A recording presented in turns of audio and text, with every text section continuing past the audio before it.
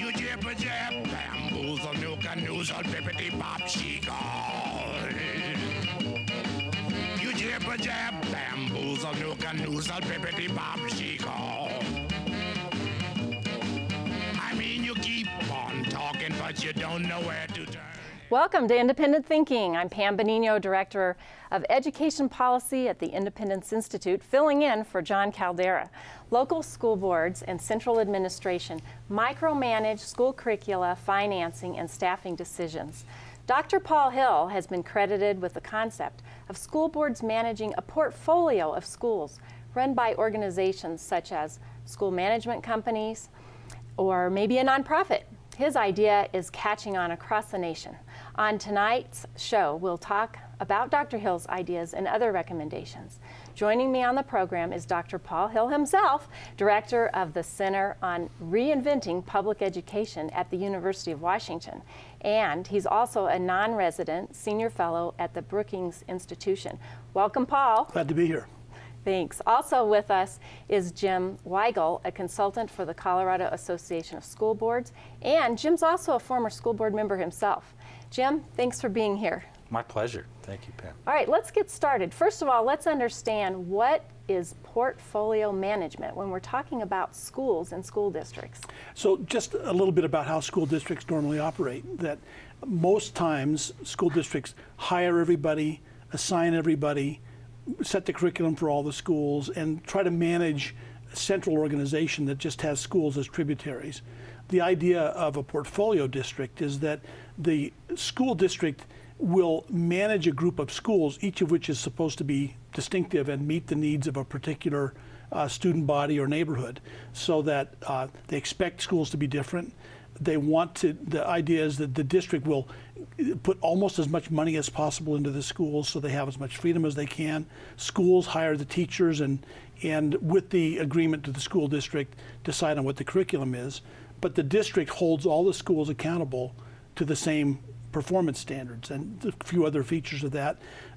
The district can rely on existing schools. It can use, the union can decide to run some schools. The district can charter schools to independent organizations. The whole idea is that the district is seeking performance, seeking a match between the needs of students and of neighborhoods and the schools that are there any way it can.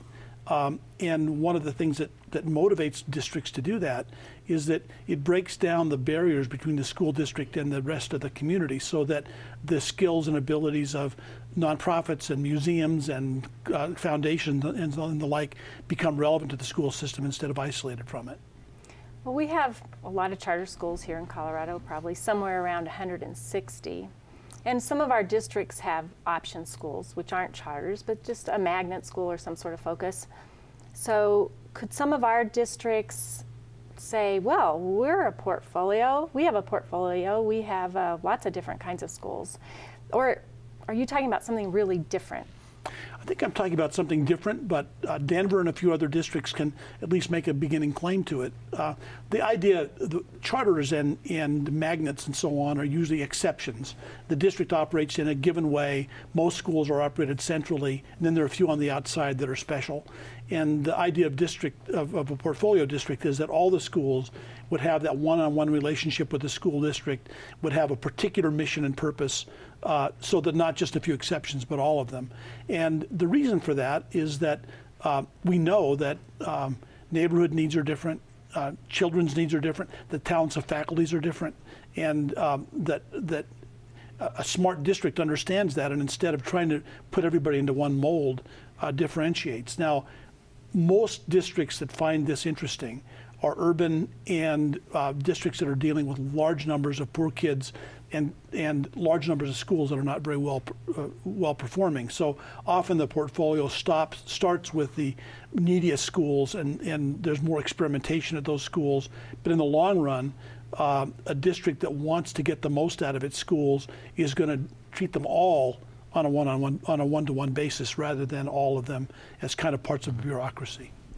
Now, I could see for some school board members, maybe a lot of school board members, this would be a very different way of thinking, where you're used to managing the schools, you've chosen the textbooks for the schools, for the exception of the charter schools and the option schools. And now all of a sudden, you have to trust another organization, a management company, nonprofit, maybe a university, even a city, maybe the mayor wants to, have a school.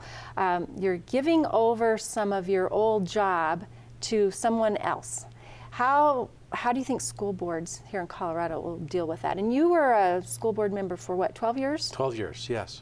Well, first of all, I think every school board member, when they get on the school board, they realize that they're accountable for everything that goes on in the district or not, and for all the results it produces or not.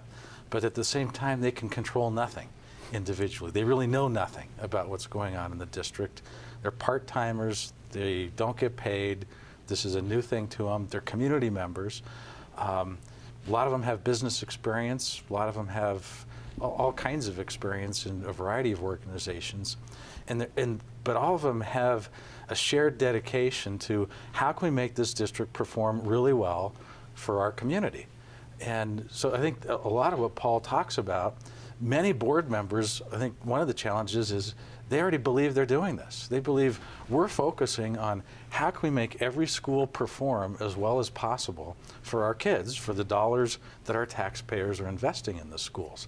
And they believe that they're doing their very best job all the time trying to figure out what are the right programs, what are the best practices, what's the best way to handle teacher retention and quality and development, and all of those things.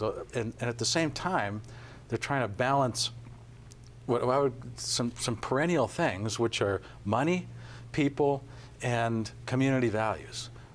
So that's their struggle, is how do we handle all of that? I think what's new in what Paul is talking about, and I think it's great, it's an extremely outcome, result-oriented approach, which is what are our expectations and are we getting those results regularly?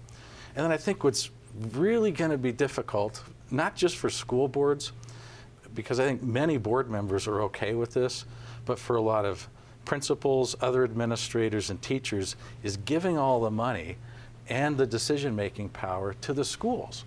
A lot of people really like that, but other people are afraid of that. I can see how they might be a little concerned about that. It's a different way of thinking out of the box.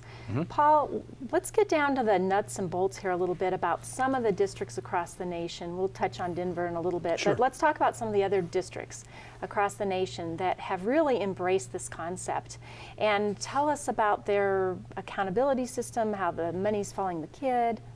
Sure, I'd have to say I really appreciate the way Jim talked about what school board members are trying to do, because everybody is. And this is a new tool. It's not really mm-hmm. something to say that those people should go away or they shouldn't be there. They have a role to play. But what's happening around the country is that districts that have really decided the way they were operating, it wasn't working, have tried this new approach. And what happened, for example, New York City is one of the first ones. And New York has excellent schools in some places and terrible ones in others. And they also have this tremendous turbulence, changing of the population. And they've thought of themselves as being an inflexible dinosaur in two ways. The schools were often the wrong school in the wrong place. And mm-hmm. also, the district had a huge expenditure in central office controls and the like that were really not very productive. And finally, they were finding that the idea that the school district would hire all the teachers and principals and assign them by some kind of common standards often ended up with the wrong people in the wrong place, and incidentally led to senior teachers clustering in the easy schools and brand new teachers who didn't have any experience clustering in the schools that were the most demanding. Mm-hmm. Which is fairly common. It's universal. Yeah, that's universal. In school districts. So what did New York City do? So New York City said,